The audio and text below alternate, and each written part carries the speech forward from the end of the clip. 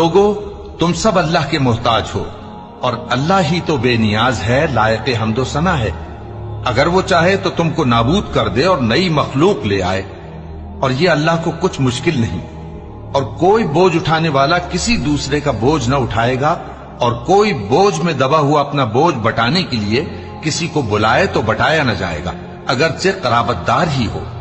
اے پیغمبر، تم انہی لوگوں کو نصیحت کر سکتے ہو جو بن دیکھے اپنے پروردگار سے ڈرتے اور پابندی سے نماز ادا کرتے ہیں، اور جو شخص سنورتا ہے تو وہ اپنے ہی لیے سنورتا ہے، اور سب کو اللہ ہی کی طرف لوٹ کر جانا ہے۔